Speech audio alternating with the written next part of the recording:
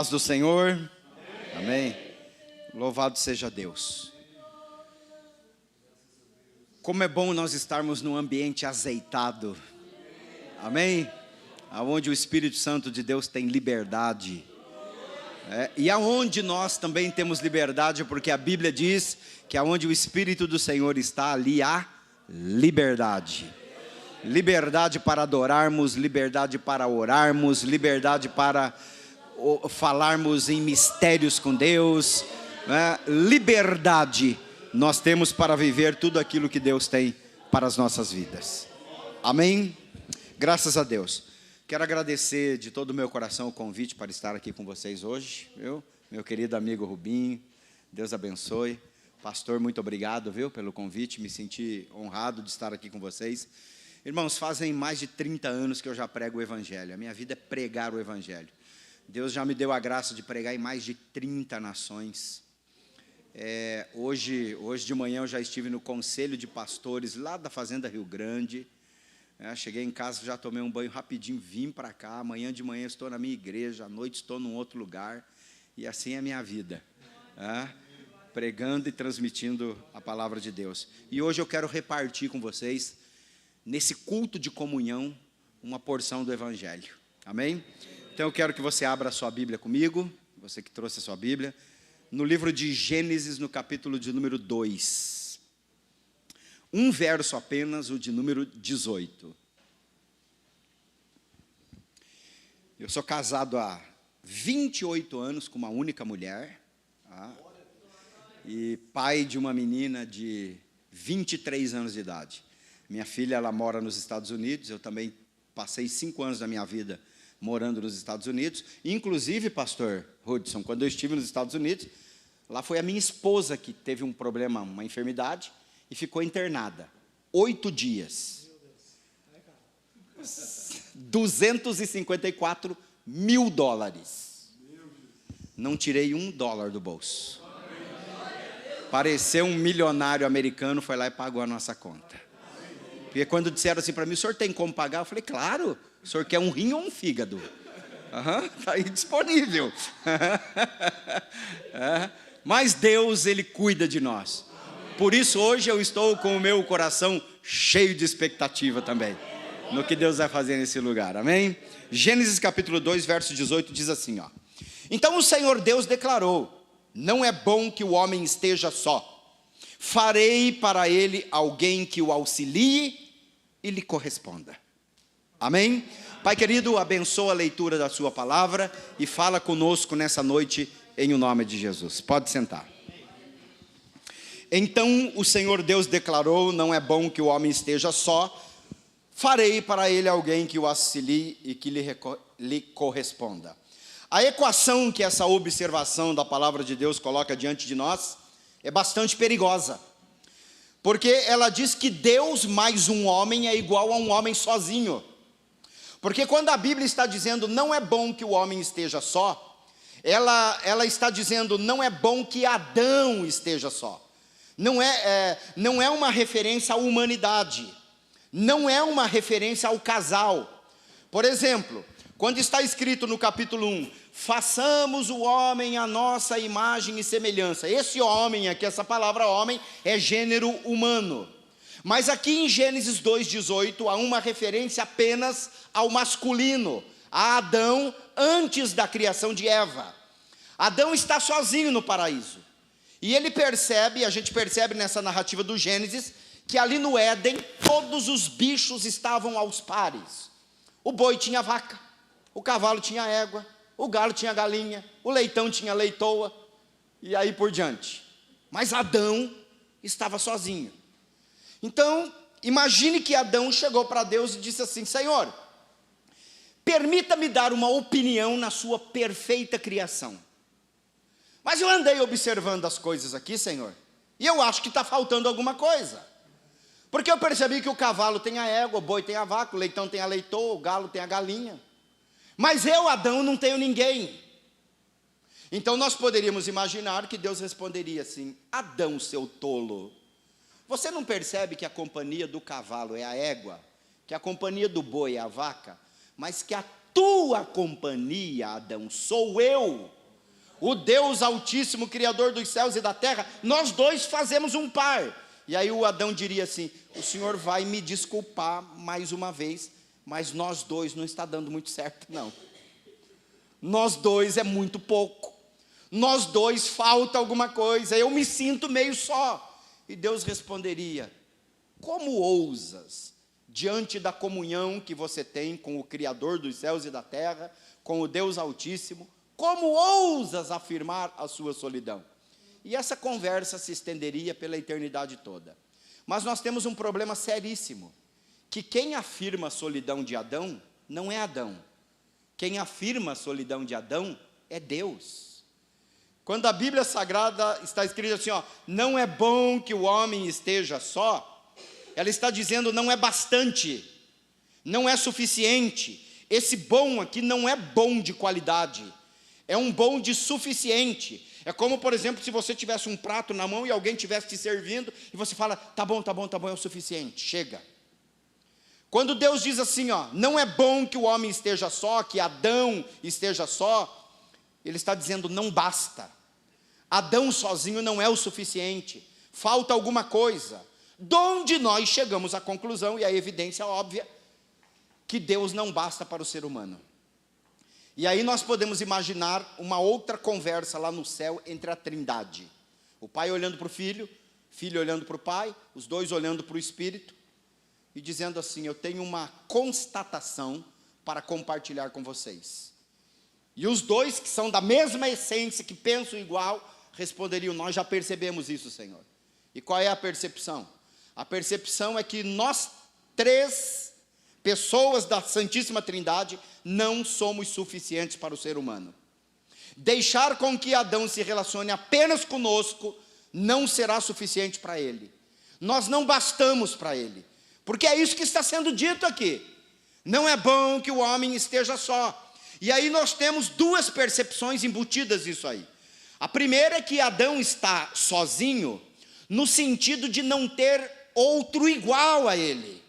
Porque ele tem acima dele Deus, e abaixo dele ele tem o resto da criação.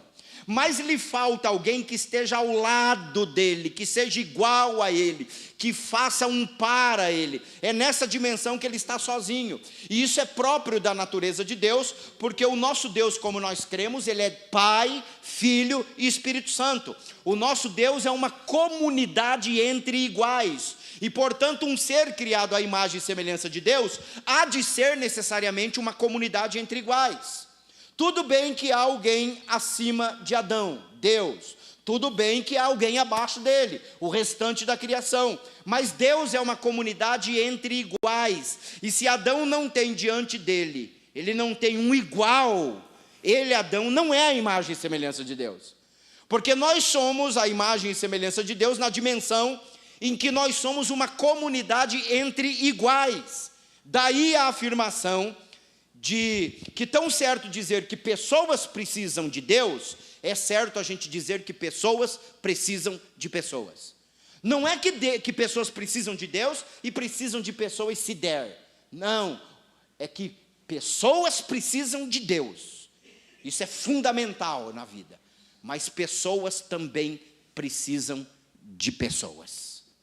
Isso é coerente com a Bíblia Sagrada.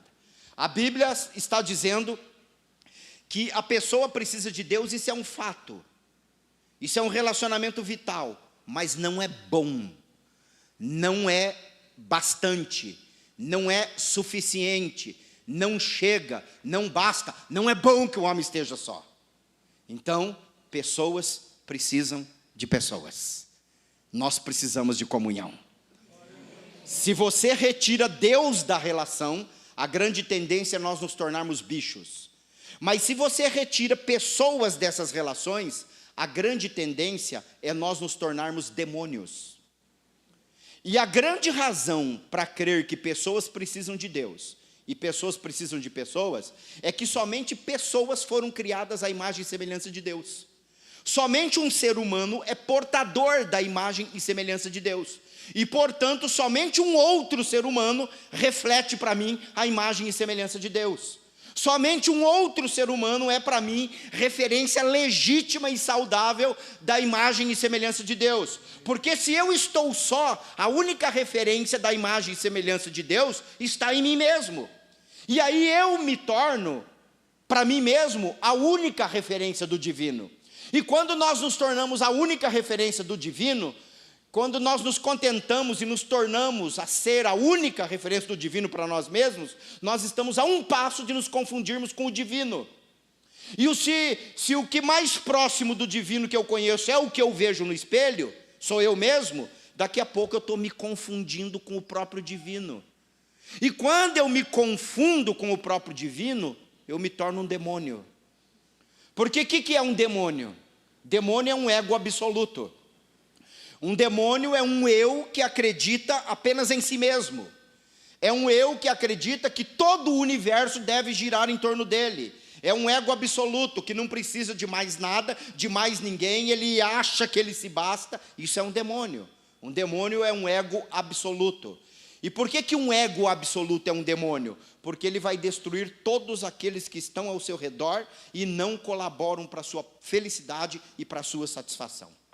Um ego absoluto diz assim, ó, você existe só para me fazer feliz, você existe para me servir, você existe para me satisfazer, você existe para concretizar as minhas expectativas, você existe para fazer o meu mundo melhor, você existe para me dar conforto, você existe para me dar prazer. A única razão pela qual você está vivo no mundo é para fazer a minha vida melhor.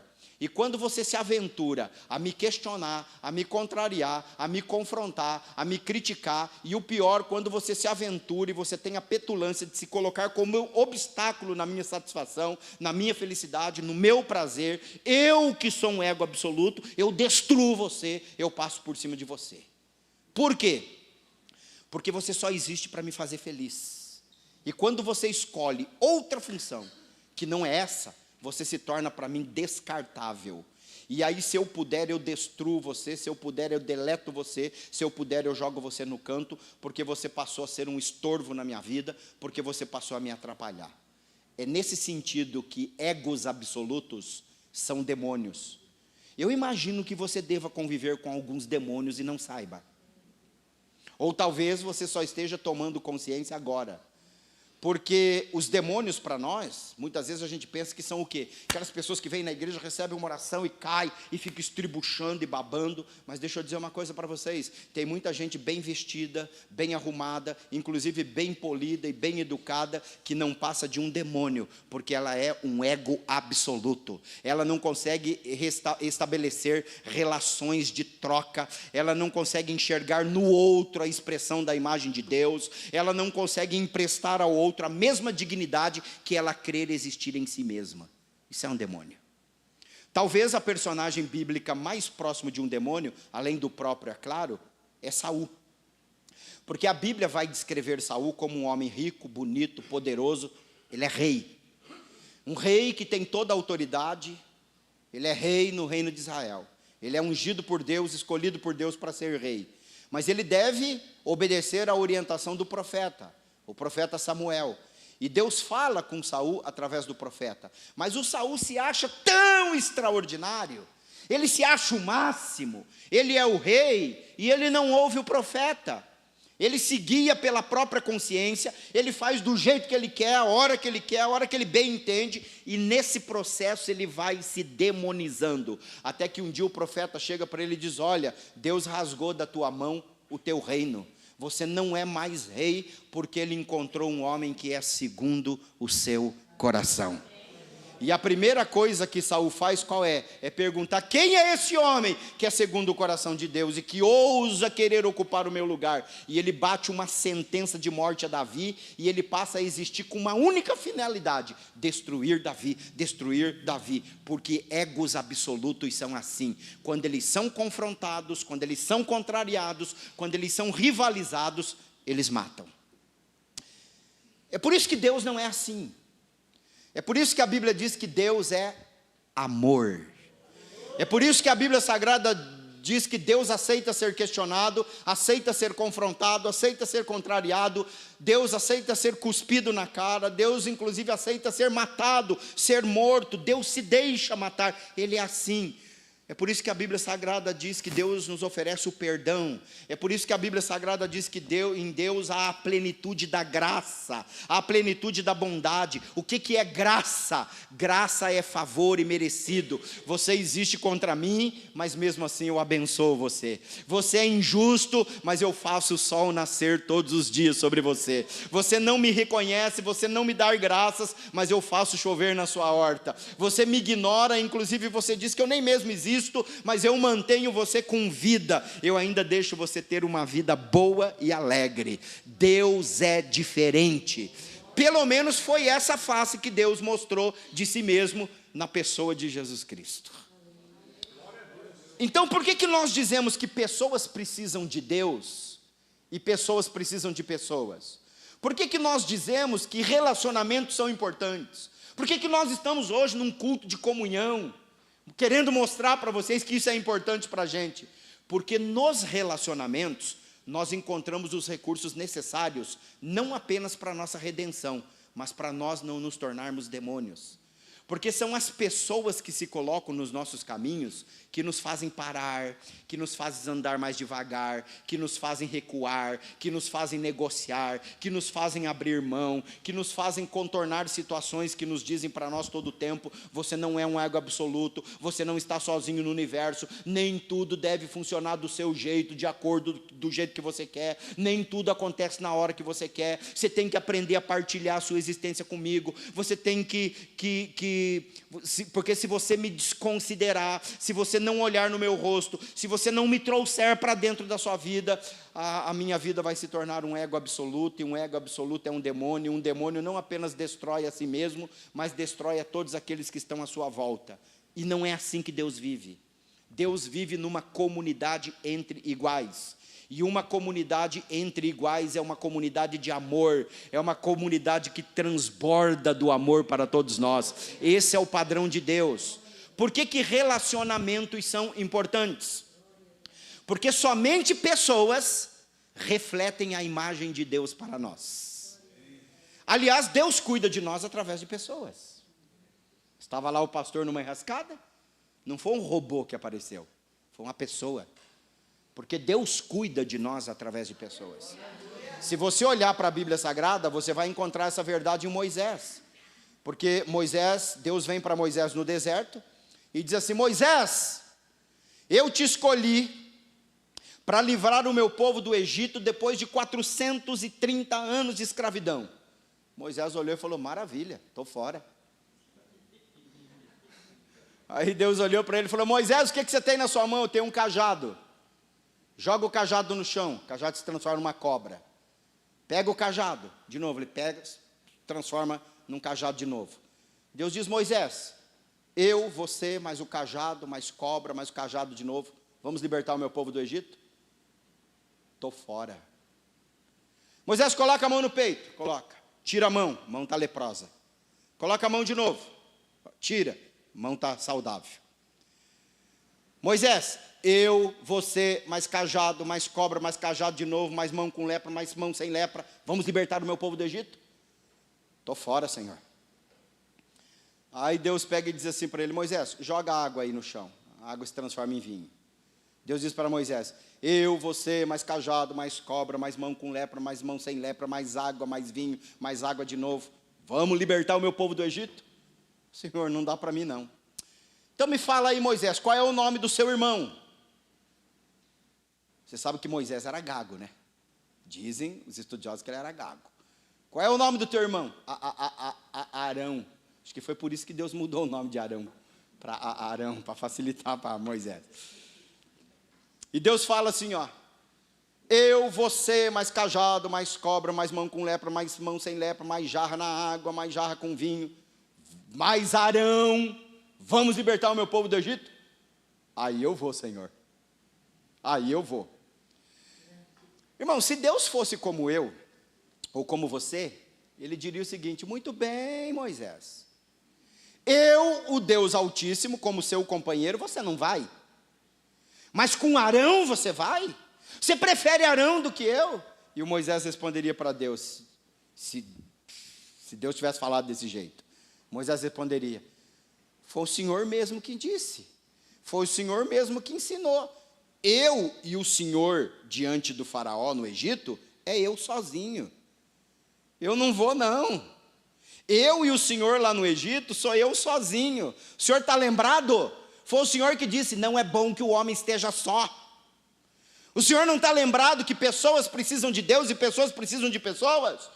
O Senhor não está lembrado que somente uma pessoa materializa para mim, se torna para mim a referência da sua pessoa no meu lado? Eu preciso de alguém, Deus. Senão eu vou estar sozinho. E Deus diria, muito bem, Moisés, você aprendeu a lição, pode levar o teu irmão. E aí depois você vai ver esse padrão se repetir na Bíblia, porque Moisés encontra Josué, Josué encontra Caleb, Davi encontra Jonatas, e aí Salomão no livro de Eclesiastes vai dizer assim, ó, é melhor serem dois. Porque se um cair, Deus levanta, amém? Não, Deus não levanta. Se um cair, o outro levanta. Tem que ter alguém do nosso lado para nos ajudar a levantar. Então, irmãos, eu acho que nós não entendemos ou nós não temos coragem. Eu ia dizer para vocês hoje à noite o seguinte, que Deus só nos abençoa através de pessoas. Mas esse só pode soar para você muito agressivo, então eu tiro só. Deus nos abençoa através de pessoas. Porque quando um cai, é o companheiro que estende as mãos. É o companheiro que levanta. Ora, obviamente que essa afirmação, não é bom que o homem esteja só, não é uma afirmação equivalente a não é bom que o homem esteja solteiro, não é bom que a mulher esteja solteira, não tem nada a ver aqui no texto. Porque também tem aquele ditado que é verdadeiro, né? Antes só do que mal casado. Mas não está na Bíblia, é apenas sabedoria popular questionável, então vamos deixar de lado. Mas olha, não é ser casado ou ser solteiro. O texto aqui está falando de relações humanas. Está falando de nós termos uma outra pessoa ao nosso lado, que partilham do nosso peso, que nos ajudam a levar as nossas cargas, que materializam para nós essa imagem e semelhança de Deus. Pessoas que tornam Deus concreto na nossa vida. Digamos assim, ó, se não tiver ninguém à nossa volta, Deus é abstrato. Porque são as pessoas que materializam para nós a presença de Deus. Tanto que é através de pessoas que Deus nos abençoa. São os dons espirituais. Como é que o Espírito Santo de Deus fala com você? Através dos dons espirituais. É alguém que tem o dom da palavra de sabedoria, palavra de conhecimento, fala em língua, o outro interpreta, e Deus fala com você, e um tem doutrina, e o outro tem salmo, e o outro tem revelação. Como é que Deus socorre você? É porque uma pessoa, pastor, tem o dom de misericórdia, que olha e fala, Deus me deu bastante, e eu sei que o que Deus me deu é para repartir com outras pessoas também, porque o que Deus me dá é para minha satisfação, é para que o reino dele seja implementado, e para que outras pessoas sejam alcançadas. E ele vem através dessas pessoas que têm o dom de misericórdia e nos socorre. O outro tem o dom de hospitalidade, o outro tem o dom de socorro. Deus nos abençoa através de pessoas. E nós também servimos a Deus servindo pessoas. Como é que nós vamos servir a Deus se não é servindo pessoas? Amanhã é domingo, né? Chega na hora do almoço, você fala, eu quero oferecer alguma coisa para Deus. Vou mandar para Deus um frangão recheado. Senhor, ó, comprei esse frango aqui recheado, quero oferecer para o Senhor. Deus vai olhar para você e vai dizer, meu filho, o que eu vou fazer com frango recheado? Mas faz assim, ó, ali na esquina tem um cara com fome. Pega esse frangão, dá para ele. Se você der para ele, é como se você estivesse dando para mim, eu abençoo você. Vocês estão me entendendo? Porque foi isso que Jesus ensinou. Tudo que vocês fizerem a um desses pequeninos, a mim vocês estarão fazendo. Aí tem gente que vem na igreja e diz assim, para que dar dinheiro na igreja, pastor? Deus não precisa de dinheiro. E é verdade mesmo, irmãos. Deus não precisa de dinheiro. Então se você chega aqui e diz, Senhor, eu quero dar uma oferta para o Senhor aqui, Deus vai dizer o seguinte, consagra essa oferta aqui na igreja. Por quê? Porque essa oferta aqui vai se transformar num projeto espiritual, que vai alcançar pessoas, que vai beneficiar pessoas. E se você fizer isso, e essas pessoas forem alcançadas, é como se você estivesse fazendo para mim, e eu abençoo você. Por quê? Porque pessoas são a referência do divino à nossa volta. E quando você descarta pessoas, você descarta Deus. Porque quem pode dizer que está andando com Deus, a quem não vê e não anda com pessoas a quem ele enxerga, a quem ele vê. Porque 1 João 4,20 diz isso. Se alguém diz eu amo a Deus e odeio o seu irmão, é mentiroso. Pois quem não ama o seu irmão ao qual viu, não pode amar Deus a quem não viu. Então pessoas precisam de Deus e pessoas precisam de pessoas. Hoje eu quero pedir licença para vocês. Eu quero dar 4 conselhos para que você não ande em solidão. Para que você não termine a sua vida sozinho.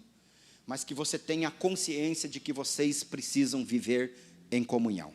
4 conselhos para quem não quer acabar a vida em solidão.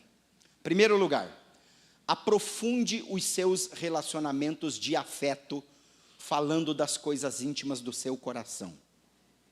Aprofunde os seus relacionamentos de afeto, de amor, de intimidade, de amizade, falando das coisas íntimas do seu coração. Em outras palavras, saia da superficialidade da troca de informações. Sabe aquele negócio que você encontra uma pessoa? E aí, tudo bem, vizinha? Tudo bem? Sabe que vai chover hoje? Trocar receita, falar de futebol, falar mal da economia do país. Informação é uma coisa útil. A gente não vive sem informação, mas é possível a gente ser bem informado e ser solitário. Para a gente aprofundar relacionamento, a gente tem que falar das coisas do coração. Lá da profundidade, falar dos nossos medos, das nossas ansiedades, das nossas frustrações, falar das nossas mágoas, falar das nossas dificuldades, sabe, as dificuldades que habitam a nossa alma, não falar apenas das circunstâncias da nossa vida. Você quer ver a diferença? Ó? Estou doente, passarei por uma cirurgia na quinta-feira, ore por mim. O que eu fiz aqui? Troquei informações. Agora, ó, estou doente, estou desesperado, vou passar por uma cirurgia, ore por mim porque eu estou com medo de morrer. Estou doente, estou achando que Deus foi injusto comigo, vou passar por uma cirurgia, o meu coração está apertado, eu estou com medo de morrer, ore por mim. Você está vendo como é diferente? É mais do que informação, é falar das coisas que habitam o meu coração, é falar das minhas culpas, das minhas taras, das minhas obsessões, é falar dos meus desejos, dos meus castelos que foram desmoronados, falar dos nossos planos de futuro, falar das nossas expectativas de vida, falar das nossas relações afetivas. Se você não quer acabar com a sua vida sozinho, saia do nível da informação e compartilhe com as pessoas que você confia, que você ama e que te amam, a intimidade do seu coração. Agora, não vá fazer isso na internet, pelo amor de Deus. Não vá fazer isso no Instagram e nem no Facebook. Lá a gente troca informações, porque aquilo lá é terra de ninguém. Lá é um ótimo lugar para você trocar informações, mas é um péssimo lugar para você ser íntimo de alguém ou querer mostrar intimidade. Lá você troca informação. Intimidade você compartilha olho no olho, face a face, cara a cara, com gente que você ama, com gente que você confia, com o seu pastor, com os orientadores da igreja, com gente que você convive. Você está me entendendo? Porque senão, irmãos, é brincar de relacionamento. Você quer realmente encontrar intimidade? Fale das coisas íntimas do seu coração para as pessoas que estão perto de você. Agora, não vá falar para todo mundo também. Não vá agora contar a sua intimidade em público. O que a gente faz? Você lembra que Jesus ele tinha um grupo, né? De 70, ele tinha um grupo de 12, depois ele tinha 3 mais íntimos. Quanto mais íntima a conversa, menos pessoas ao seu lado. A gente não pode abrir muito, por quê? Porque a massa nos amassa. Porque no meio da massa tem gente com todo tipo de interesse, com agendas ocultas. A gente fala com pessoas que estão próximas da gente. Quanto mais profundo do coração, menos gente. Mas a gente tem que falar das profundidades do nosso coração para alguém. Segundo, seja uma pessoa acessível. Construa uma reputação de ser bom ouvinte, uma boa ouvinte. Porque coisa triste é a pessoa dizer assim, ó, você já reparou no fulano? Ó, pastor, alguém tem que dar um toque nele. Aí o pastor diz assim, não adianta, ele não ouve ninguém. Você conhece gente assim ou não? Você fala, alguém tem que conversar com ele. Esqueça, ele não ouve ninguém. Irmãos, isso é triste. E Deus nos livre de chegar a esse ponto. Então, se você não quer viver sozinho, seja uma pessoa acessível, para que alguém que ame você, que está perto de você, os seus pares, os pastores aqui da igreja, os conselheiros, a sua esposa, os seus filhos, o seu marido, os seus pais, possam te criticar, possam te questionar, possam te corrigir, possam te repreender, possam colocar você diante de uma outra perspectiva, diante de você mesmo, possam questionar os seus comportamentos, questionar os seus relacionamentos, propor outros caminhos para a sua vida. Porque quando você estiver ouvindo alguém, não se apresse em justificar, não se apresse em responder, não se apresse em retrucar, não se apresse, faça como Maria, acolha, guarda no seu coração, coloque aquilo diante de Deus, pergunte assim para você, Senhor, essa voz de alguém que me ama, que está me instruindo, que está me corrigindo, é o Senhor que está falando comigo? Essa voz dessa pessoa que está aqui, é a sua voz, Senhor, falando comigo, me instruindo? Porque se você não fizer isso, meu irmão, você vai ficar sozinho, porque vai chegar uma hora que as pessoas vão desistir de você, elas vão dar de ombros e dizer, é causa perdido, não adianta falar, ele é orgulhoso, ele sabe tudo, ele é prepotente, ele é arrogante, não adianta falar, ele está sempre com o rei na barriga, e as pessoas acabam desistindo da gente. Terceiro conselho, creia na cura pela palavra. E aí alguém poderia pensar que eu estaria fazendo uma referência a Freud. Eu diria quase, porque o Freud, ele foi mais longe. O Freud, ele disse para nós mais ou menos o seguinte, que o nosso mundo interior é habitado por pensamentos, por sentimentos, por memórias, que fazem uma confusão dentro da gente. Que a gente nem conhece direito esses pensamentos, esses sentimentos, essas memórias, que essas coisas estão dentro da gente, determinando o jeito da gente sentir, o jeito da gente pensar, o jeito da gente se comportar, o que a gente gosta, o que a gente não gosta, essas coisas estão lá dentro. E quando a gente começa a falar a respeito dessas coisas, elas vão se tornando claras, elas começam a vir à luz, elas vão sendo postas em ordem. Já não aconteceu com você, de você conversar com uma pessoa? Comigo acontece sempre. As pessoas chegam e falam, pastor, eu preciso conversar com o senhor. Eu falo, vamos lá conversar. E elas sentam diante de mim, falam 40 minutos, e aí olham para mim e dizem assim, pastor, foi bom conversar com o senhor. Eu digo, foi muito bom mesmo. Foi muito bom mesmo, sabe por quê? Porque quando a pessoa tem que explicar para mim, ela tem que explicar para si mesma. Enquanto ela precisa falar dos seus medos, das suas questões íntimas, enquanto ela vai dando nome àquilo que é uma massa forma, que é um monstro que está lá dentro dela, mas que vai ganhando nome, vai ganhando forma, os fantasmas vão sendo desmascarados. Essas coisas que habitam a nossa interioridade, essas sombras vão sendo iluminadas a partir do momento que a gente fala. E fala para pessoas que nos acolhem, para as pessoas que são boas ouvintes, para as pessoas que são cheias de Deus e cheias de boas intenções para conosco. Pessoas que querem nos abraçar, que querem ver o nosso crescimento, que querem ver o nosso desenvolvimento. Pessoas que querem ser a expressão do abraço de Deus para nós. Mas o Freud, ele não é original. Eu acho que isso tinha que ser corrigido, porque ele copiou isso da Bíblia. Ele copiou isso de Tiago. Foi Tiago quem disse lá em Tiago 5,16, confessai as vossas culpas uns aos outros e orai uns pelos outros e vocês serão curados. Porque quando a gente pede perdão para Deus, a gente recebe perdão. Mas quando a gente confessa para o outro, a gente é curado. E por que a gente é curado? Porque o outro nos abraça, o outro chora com a gente, o outro nos encoraja, o outro nos estimula, o outro nos aceita tendo ouvido a nossa confissão. E a confissão não é, eu roubei 3 mangas ali do quintal do vizinho, não é o que você fez. A confissão mais profunda é o que você é. Eu sou egoísta, eu sou invejoso, eu sou mão de munheca, eu sou pão duro, eu sou avarento, eu sou desconfiado, eu sou cheio de cobiça, eu sou uma pessoa infeliz, eu sou cronicamente infeliz. Por que você é cronicamente infeliz? Eu não sei, mas eu sei que eu sou infeliz, tem uma infelicidade dentro do meu coração, eu infernizo a vida da minha mulher porque eu sou infeliz, eu infernizo a vida dos meus filhos porque eu sou infeliz, eu não admito ver gente feliz do meu lado, eu não admito ver gente bem do meu lado. Isso é confissão. E quando você fala isso, o outro te abraça, o outro te acolhe, sabe por quê? Porque muitas das coisas que povoam a minha alma, povoam o coração do outro também.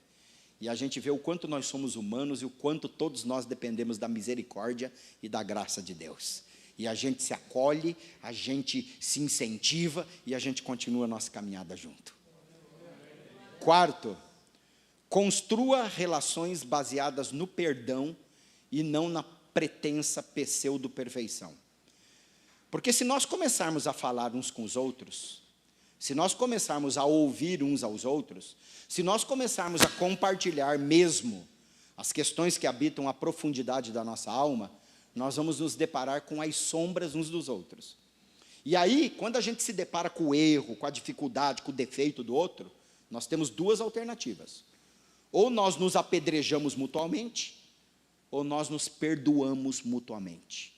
Ou nós nos acolhemos, a gente diz para o outro assim, ó, eu sei quem você é, mas eu não te rejeito, porque as coisas que habitam dentro de você, algumas delas habitam dentro de mim também, e eu conheço muito bem essas coisas, e aí a gente constrói relações baseadas no perdão, porque quem não perdoa caminha para a solidão.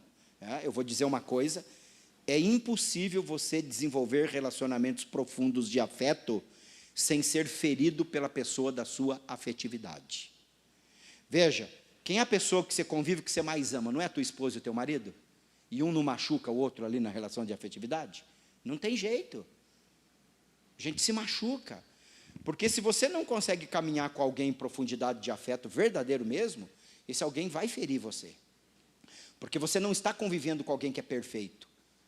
Vai chegar uma hora que você vai chegar no limite daquela pessoa.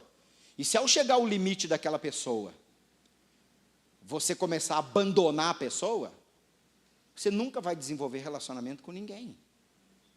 Entendeu? Preste atenção no que eu vou te dizer. Você começou a se relacionar com as pessoas, começou a se relacionar. Se você for profundo, você vai chegar no limite dela. São assim as nossas relações familiares, com pai, com mãe, com irmão, com marido, com mulher. São assim nas nossas amizades mais próximas. E quando você chegar num limite de alguém, você tem duas alternativas. Ou você perdoa, ou você descarta. Se você descartar, você está caminhando para o rumo da solidão. Isso acontece muito dentro da igreja hoje. Qualquer probleminha de relacionamento, a pessoa vai embora. Não veio mais na igreja, porque o irmão isso, porque aquilo. Não, meu irmão, você tem duas alternativas. Ou você perdoa e segue a caminhada, porque se você descartar, vai chegar uma hora que você vai, em todo lugar que você for, você vai ter problema. Vai chegar uma hora que não vai ter lugar nenhum mais para você, você vai achar que todo mundo é hipócrita, que todo mundo é cínico, que você é o perfeito, e aí você vai se demonizando, achando que só você é o bom. Então, se você ficar saindo de relacionamento superficial para relacionamento superficial para relacionamento superficial, você vai acabar sozinho. Porque quem vive pulando de um relacionamento superficial para outro relacionamento superficial, vive em solidão. Porque o relacionamento de afeto é um relacionamento onde as verdades do coração aparecem. Bom, pessoal, enfim, nós não estamos aqui brincando de religião. Nós estamos aqui tentando ser igreja. Nós estamos aqui tentando ser corpo de Cristo. Nós estamos aqui tentando ler essa Bíblia Sagrada, aonde Deus nos diz aqui, ó, como é que nós devemos viver para a glória do seu nome e para a nossa felicidade, e a palavra de Deus diz assim, ó, pessoas precisam de Deus e pessoas precisam de pessoas, porque são pessoas que tornam para nós o amor de Deus concreto, são elas que são referências de Deus na nossa vida e nós temos que abraçá-las, porque se nós não abraçarmos as pessoas, nós não teremos experiências com Deus. É isso que a palavra de Deus diz, 1 João 4,12, ninguém jamais viu a Deus, se nos amarmos uns aos outros, Deus está em nós. E em nós é perfeito o seu amor. O que a Bíblia está dizendo? Deus é invisível, mas quando nós nos amamos uns aos outros, nós experimentamos o amor de Deus. E quando nós experimentamos o amor de Deus, nós temos a própria experiência de Deus, porque Deus não é outra coisa a não ser amor. Pessoas precisam de Deus e pessoas precisam de pessoas. Então eu vou pedir licença ao pastor, quero fazer um apelo muito especial a você que frequenta o auditório dessa igreja aqui. Frequentar o auditório dessa igreja é muito pouco. É pouco para você e é pouco para a liderança dessa igreja. Por quê? Porque você está se privando de compartilhar com a igreja as suas riquezas. E você está privando a igreja de compartilhar com você as riquezas que elas têm. Você não está recebendo essas riquezas, porque tem gente que chega depois que começou, terminou o culto, ele já vai embora e ele não entrelaça a vida com ninguém. Isso não é suficiente para gerar comunhão. Então eu quero fazer um apelo: venha para fundo dentro dessa igreja, se envolva. Eu não sei se aqui tem grupo pequeno, se tem células, se tem grupo de comunhão, se tem escola bíblica, meu irmão. Você precisa vir para dentro da comunidade, você precisa abraçar a visão, você precisa se envolver, e aí se prepare, porque quando você começar a se relacionar com pessoas, as pessoas vão te machucar, mas você pode vir preparado, porque eu sei que você também vai machucar pessoas. E foi isso que Deus nos ensinou. Nós temos que ser essa comunidade de amor e de perdão. Essa comunidade onde a graça de Deus é abundante sobre nós.